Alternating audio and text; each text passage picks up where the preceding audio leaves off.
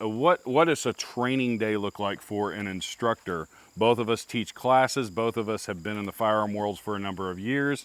Dave, for a very long time, has been a cop. So what does it look like to keep your skills at a higher level? Hey, Go. whoa. That's how ready we are. I missed the Missed the go. missed the go.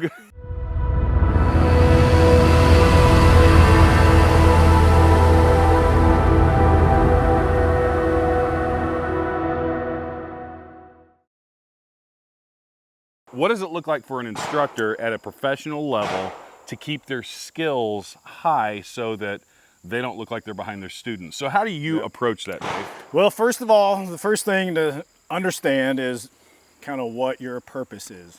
If you're in law enforcement, what you come out to the range to do and how you set up is going to be different. You're probably going to come out with a duty belt, some type of duty rig, a safari land holster, some type of belt holster, war belt setup, whatever you want to call it, and you're going to run that. So when I was a cop for 29 years, almost everything I did was exclusively with a duty belt setup. I didn't want to, while I was still working, go back and forth from a competition type of rig to a concealed carry rig to duty. I just 90% of the time went with duty stuff because that's what I wanted to be good, and that's what I wanted my muscle memory to develop, was how to draw and work my gear, my mags, my pouches from an on-duty setup. That's what I really needed to be able to save my life if I need it. Now I've transitioned. Can I say transition? I don't know, that's a hot button topic here. I've transitioned since I retired last year to more of a concealed carry setup most of the time. So when I go to classes and train, I want to really, this is the deal. I'm never going to be walking around my yard wearing a duty belt. I'm never going to be anywhere out in public carrying a duty belt ever again. Those days are over. So I want to be a lot more comfortable and make it realistic. If I just went to the range with a war belt all the time, and then all of a sudden I've got to reach in a pocket to get a magazine, that might throw things off a little bit. So at some point, for the civilians out there, do some of your training just with a regular concealed carry setup and nothing too fancy, like how you would actually go to Home Depot or to Walmart or wherever you're going. If it's just a gun and one magazine or a gun and a spare mag, whatever that setup is, do that. And so understanding kind of what your purpose is and how you're set up, that's important, and be honest with that. The next thing is once you get to the range, now it's easy for us because I own a gun range. I can come out and shoot whenever I want to. But you need to be deliberate, have a plan. It's like going to the gym. You don't want to roam around for an hour and a half and not have accomplished anything. You want to be like, okay, here's the kind of the drills, here's the program I want to do. I have limited time, limited resources, ammunition, all that kind of stuff. So you want to make it count. The thing that you can do for the cheapest is dry fire and just empty weapon handling skills.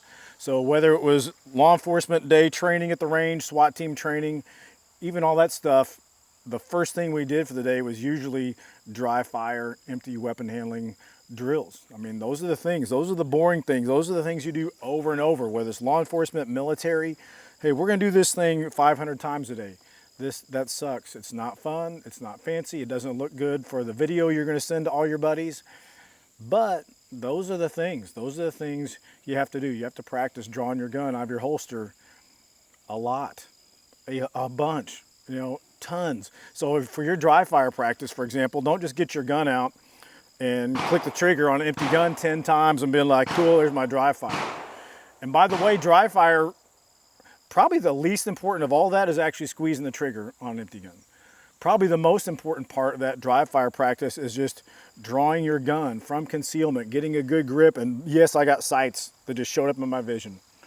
Man, I need to make that repeatable and reliable.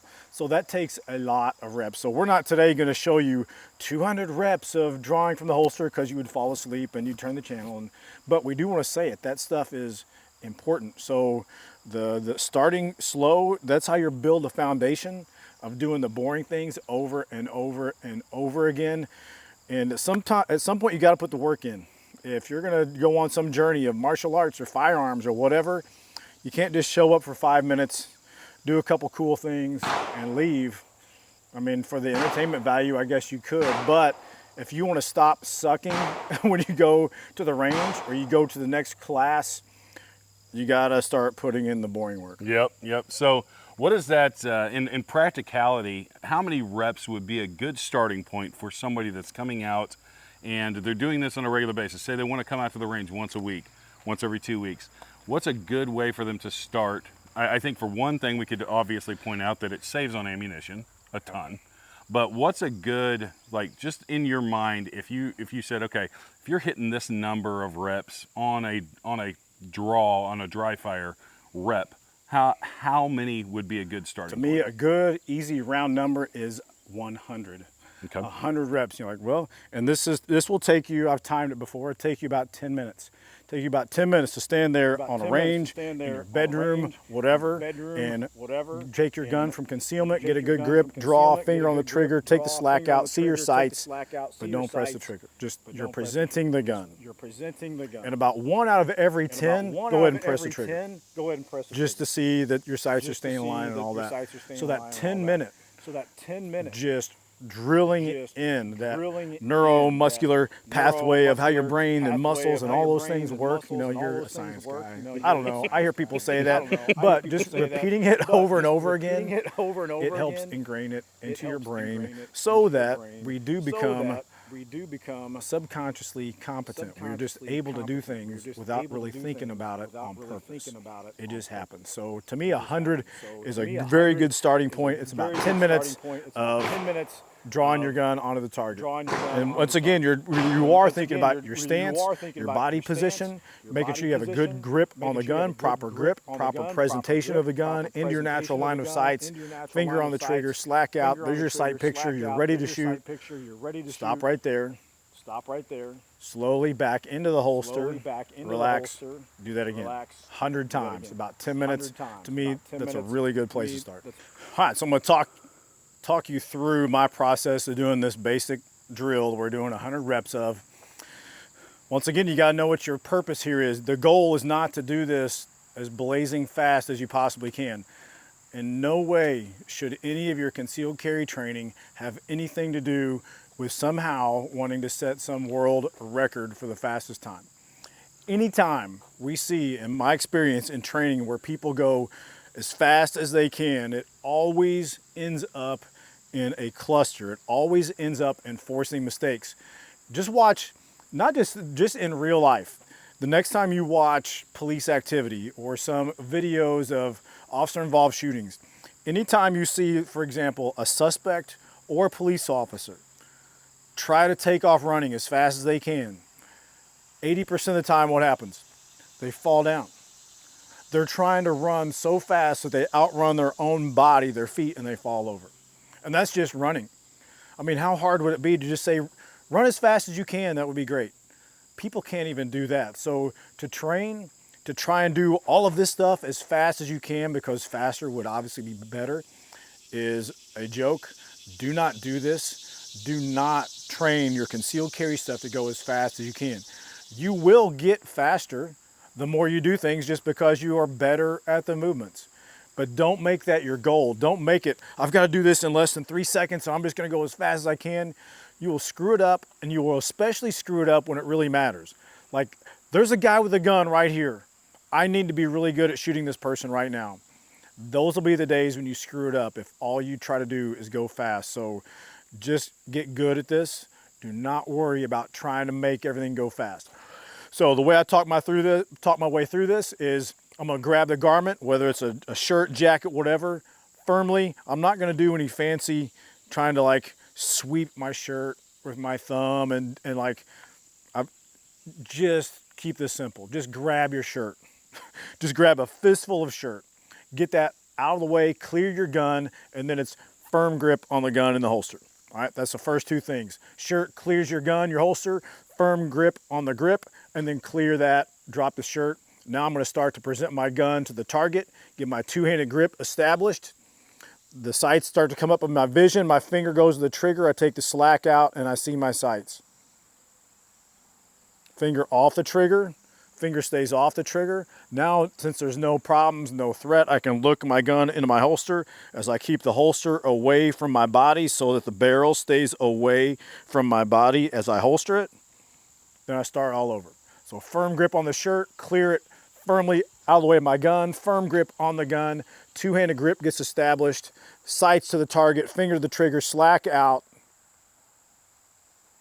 no threat, finger off the trigger, relax for a second, don't get in a big hurry to come off the target, slowly look at your holster, barrel away from your body, smoothly into the holster with your shirt out of the way. That's it. Do 100 of those, nice and smooth, one step at a time. Each thing needs to be really good. Like I grabbed my shirt really good that time. I got a good grip on my gun in the holster. I cleared my holster, cleared my shirt. Now I'm gonna get a good two-handed grip on the gun. Now the sights are coming up in my vision and my finger goes to the trigger and the slack comes out. Now I got a really good sight picture. Finger off the trigger, relax for a second, deep breath, look my gun into the holster, barrel pointing away from me, start over. Do really good reps of that, and now you're gonna get set up for success. So that takes us through kind of the fundamentals of how we should be warming up when we come out to the range to do some training. As a firearms instructor, we should be doing those fundamental things to keep our skills sharp, to make sure that that is the first thing that we do. And I think for all of you guys out there, it's a really, really good way for you guys to save on ammo, but get the fundamental movements of your grip and your draw and all of that stuff down before you ever fire a round. But when we get to firing a round, as an instructor trying to keep your skills sharp, what does that look like? Well, usually we want to be able to evaluate our progress and kind of see where we're at. And in the shooting world, it's a little tough because a lot of times people don't go really test themselves. They don't have a standard. You know, the standard might be something as simple as I'm going to shoot 10 rounds from 7 yards in an 8-inch circle. And I'm going to see if I can get all my hits in that circle. That might be a standard. It might be that you actually shoot a bill drill or a timed standard. But come up with something for you, maybe 2 or 3 drills that are fun, that you like, and those are your standards for a while. And so whenever you come, maybe you do that cold, maybe you do that before you warm up at all, or after you warm up a little bit, okay, now I'm gonna try and see if I can shoot this standard, and at the beginning of the day, shoot that drill and document it, write it down, take a picture of it, put it in your phone, whatever you gotta do, so that when you come out to the range later, you know if you're improving or not. So many times we're like, our evaluation is this, well, I'm having a bad day today, or man, I'm shooting really good today, and it's like, compared to what? Like, those terms really don't mean anything. It's more about your feeling about how things are going. And if you're honest, you might not really even know if you're better than the last time you shot or not. So the drills on paper do help you kind of set a standard. And the cool thing is you can get on the interwebs and there's a million different drills and standards you can do. But pick something, test yourself so you kind of know where your limits are. And then the rest of the day your training you can spend trying to improve that skill level, that baseline. Yep. I think that the only way to see improvement is to track it over time. So actually writing it down is a great idea to use in your training journey to see, because a lot of times your improvements are very minute. And you may have some bad days, but overall, if you're still seeing that movement up and to the right, then you are improving. And that's not something you can just see with the naked eye from between each time that you come out to the range. All right, cool. So we're gonna get out here, shoot some live fire. So this drill we've just randomly chosen today is called the fast drill. Fundamentals, accuracy, and speed test. I didn't make it up. Some other really smart person made it up, but the standard is this. So here's the target. This is a reduced, so it should be a 3x5 box at top and an 8-inch circle on the bottom. This is like a 2 1/4 by 3 box and about a 7 or 6-inch circle on the bottom. So you can do whatever standard you want to. So the target we have is actually smaller than the standard, but hey, aim small, miss ball is what they say. Aim small, miss small. So we're gonna give it a shot. So the drill on this target is this. From your holster, whether that's concealment, whatever, doesn't matter what kind of rig you got. From the holster, on the buzzer, you're gonna draw and fire 2 rounds at the top 3x5 or the top box. You're gonna go to slide lock empty. Emergency reload, grab a spare magazine, insert that chamber round, and shoot 4 rounds. So 2 rounds, reload 4 rounds, and we'll see what the time standard is. Usually it's anywhere from 5 to 10 seconds, depending on your gear, your setup, where your mags are, all that kind of stuff. So we'll see where we're at.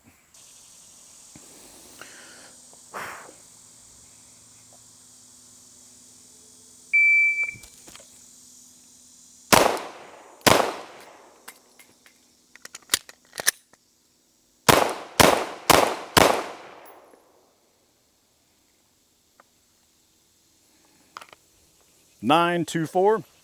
So a couple seconds quicker. Things went a little bit smoother that time, and they'll probably go smoother the next time. So we're just going to keep running this.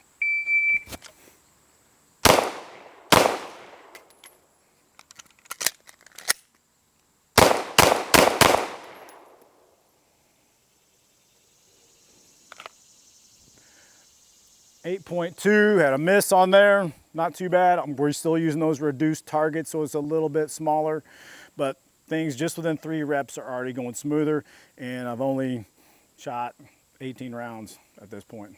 So it's a limited round count drill. Really test your setup, your gear, how familiar you are with everything, and then it's pushing you because, yeah, we do want to get hits, and there's the added pressure of trying to make sure we're accomplishing the goal. So the fast drill, fundamentals, accuracy, speed test, give it a shot.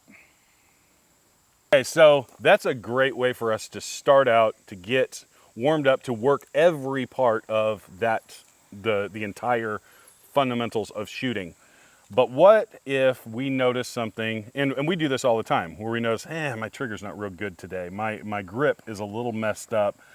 I need to focus in on that. So I think the detail work is really what separates a good shooter from a great shooter, is doing those little things to fix inside of the whole action. Yep, absolutely. And we do want to, like you said, we do want to have a progression in our training. We do want to have like a training day that kind of makes sense. Like, you don't build a house by dragging the shingles out first before you've built the foundation.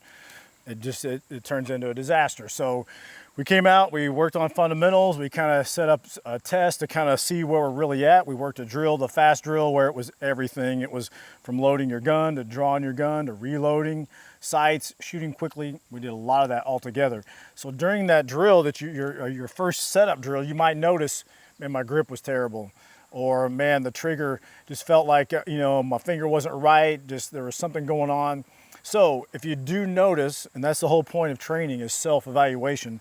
If you do notice that, one thing felt really off, then let's try to isolate that. So with this first drill, what we're gonna do is trying to isolate trigger work. And one of the best ways to do that is something called the one-hole drill, where we're gonna start pretty close at about 2 yards, and we're gonna shoot at the target, and then subsequently we're gonna try and make every other bullet go through the very first hole, the same hole, and we're gonna work that with different trigger pulls. We're gonna do a very slow, controlled marksmanship style trigger, slack out, press, just move the target until the gun goes off and you're surprised. And also gonna do that by making the gun go off.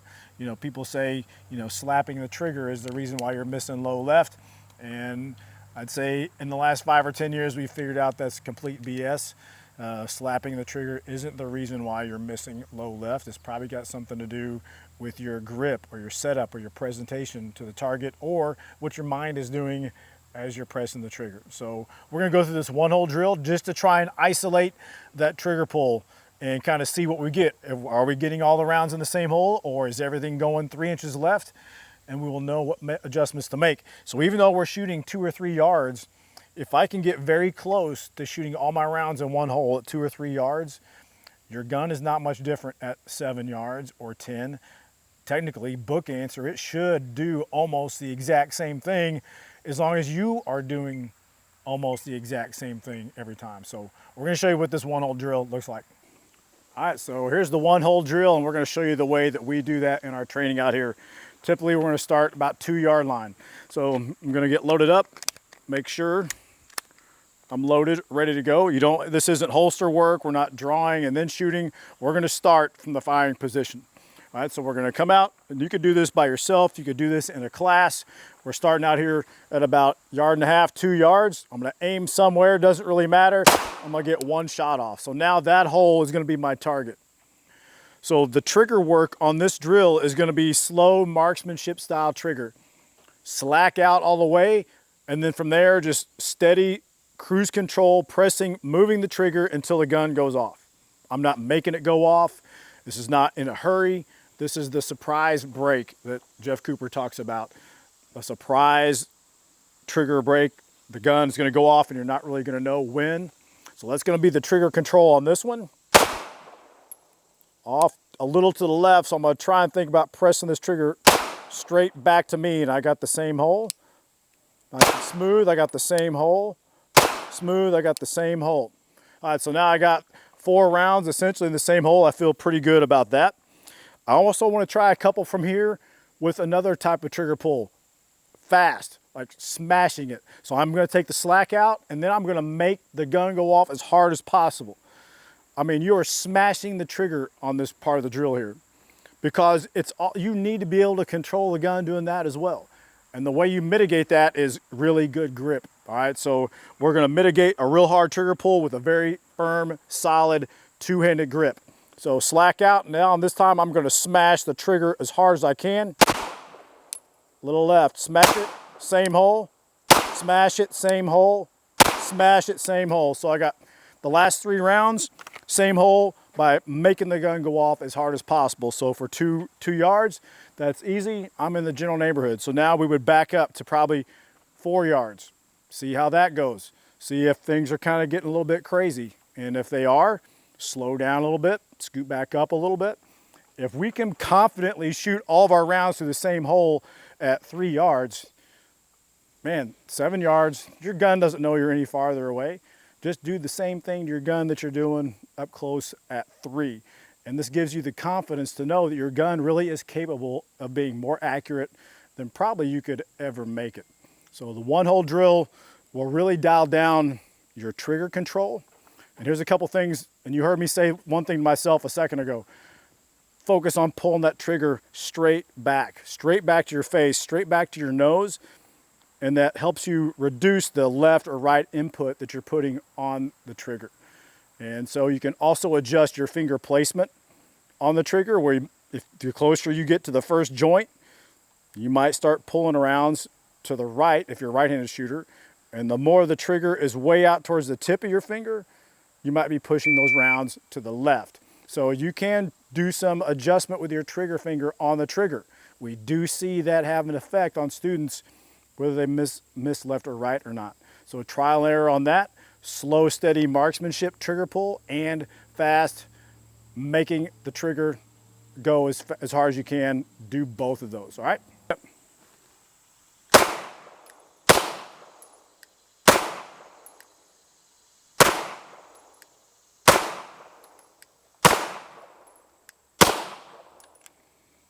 So this is actually a really interesting point on this, and I actually did not compensate for it. Once I hit my first shot, I just put my dot on it without thinking of, with a dot, you actually have to think of the holdover height. At this close a range, that holdover height is going to actually affect that by about a ½ inch probably. So that's why my first shot, and then all my other shots were all in one hole, but my first shot wasn't, and that's because I was aiming at this, so I shot low. It's always stuff to keep in mind when you're running a dot on your gun, because it's very important to understand those things, especially on stuff like AR-15s. You have a high riser on it. Like my AR has a high riser. You always have to think about that at close range. So that's just something, a little tip for you guys. But overall, still was able to get the last 5 in the same hole. All right, so that's a really good example of how you would break down one singular part of the entire progression of drawing and firing a handgun.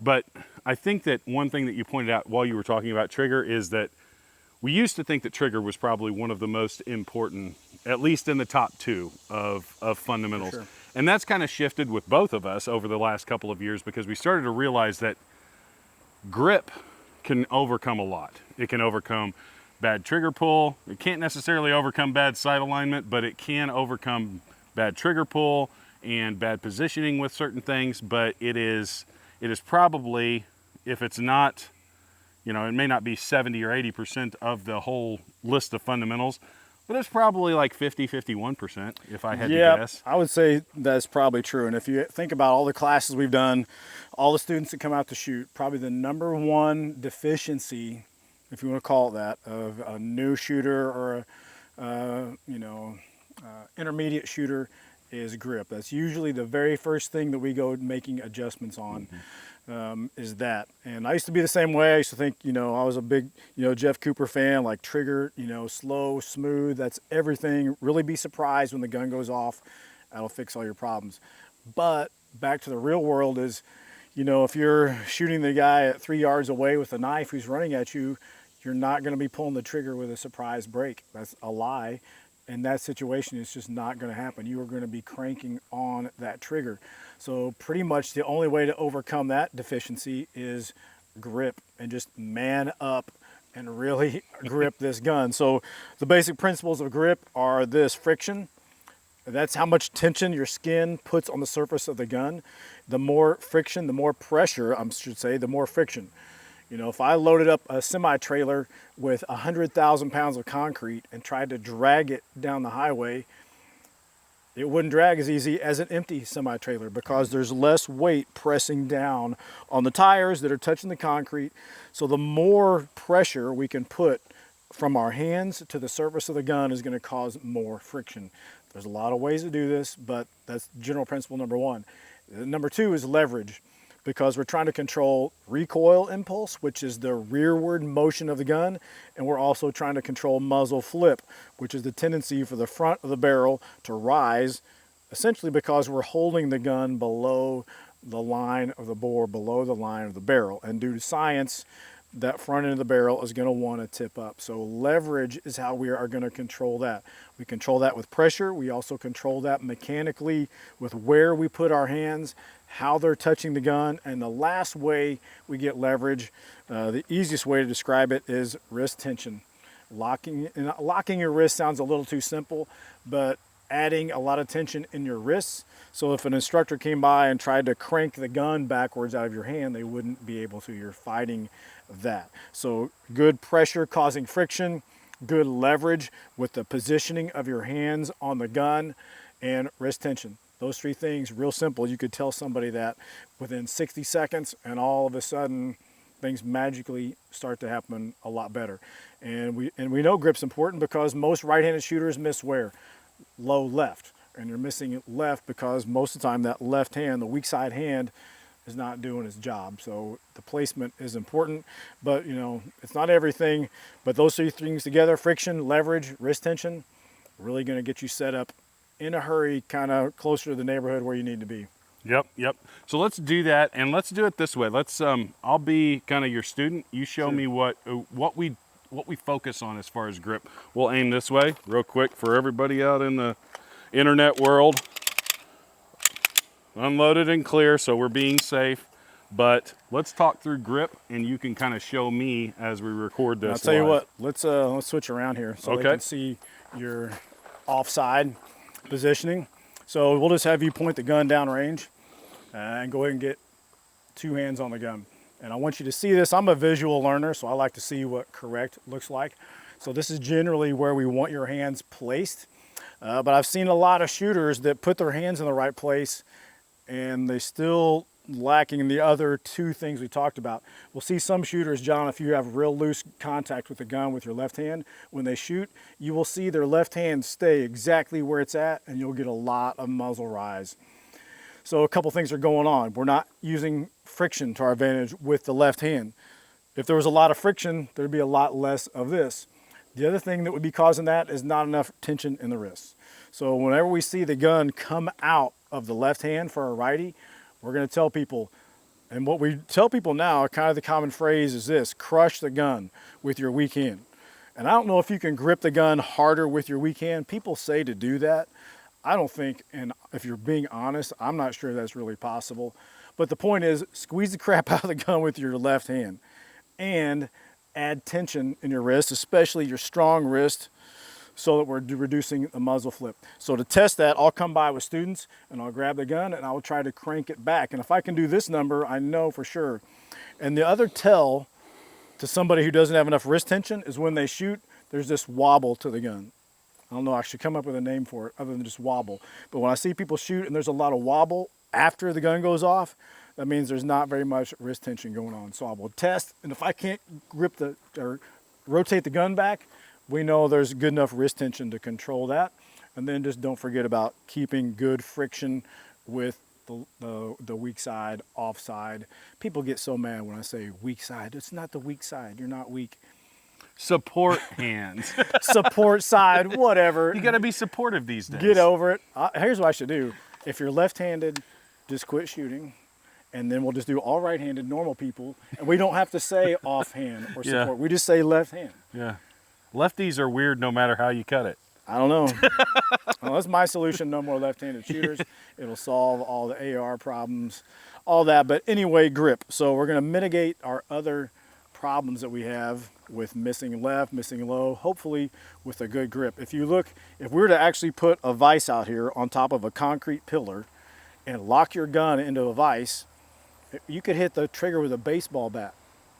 It wouldn't matter. Now, we can't, as humans, hold the gun as strong as a vise sitting on a concrete pillar.